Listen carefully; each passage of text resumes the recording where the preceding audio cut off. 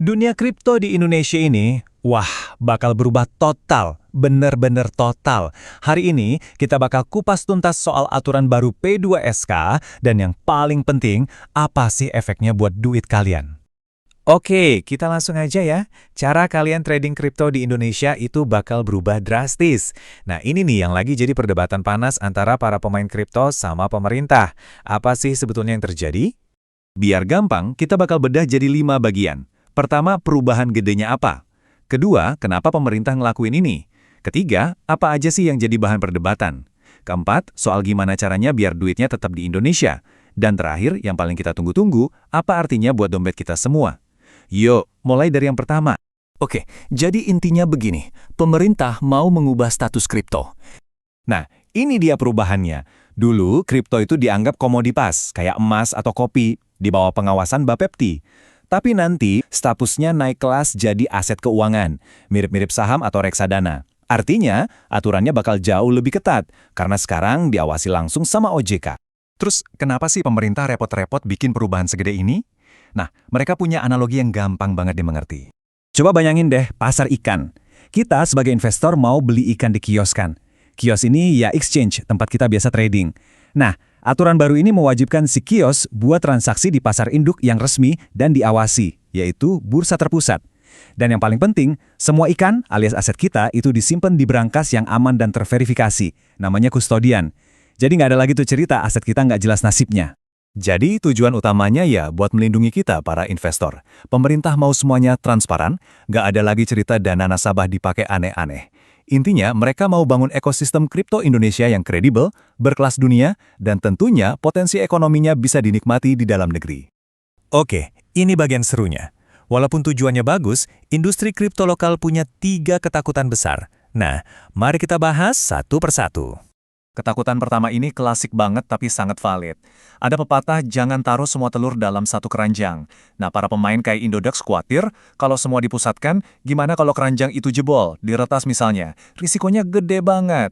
Tapi pemerintah langsung klarifikasi. Kata mereka, ini salah kaprah. Aset kita itu tetap disimpan di exchange masing-masing.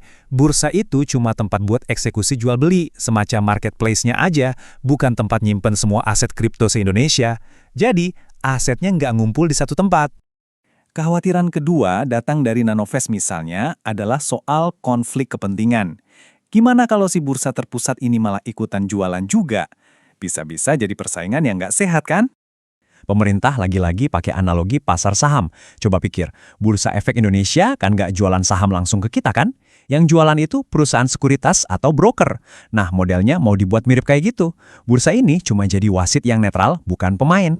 Dan yang ketiga, ini mungkin yang paling bikin cemas banyak orang, soal potensi PHK massal. Ini disuarain sama Thrift misalnya.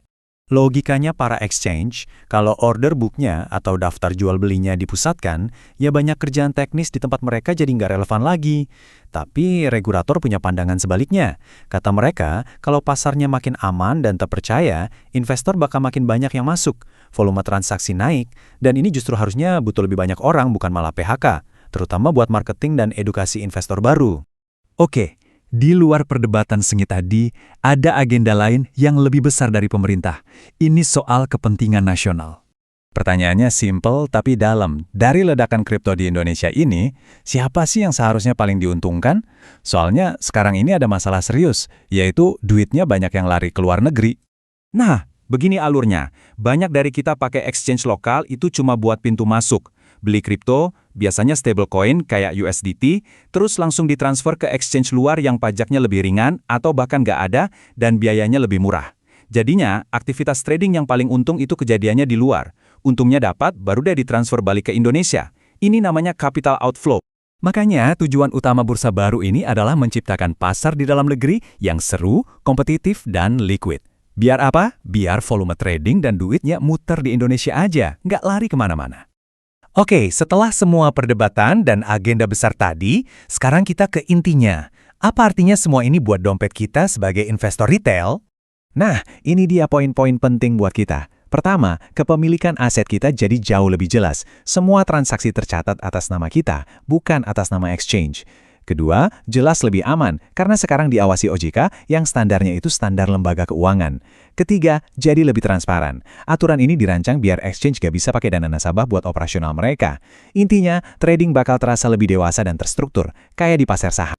Kutipan dari regulator Pak Misbahun, ini benar-benar ngena banget. Fair nggak? Exchanger memanfaatkan keuntungan dari uang yang bukan miliknya.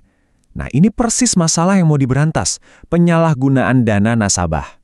Pada akhirnya pertanyaannya jadi begini, apakah aturan baru yang super ketat ini bakal bikin pasar kripto Indonesia melesat tinggi, atau justru malah mematikan inovasi dan kelincahan yang bikin kripto begitu menarik selama ini? Tujuannya sih jelas, pasar yang lebih aman dan besar. Tapi ya cuma waktu yang bisa jawab gimana keseimbangan antara regulasi dan kebebasan ini bakal berjalan.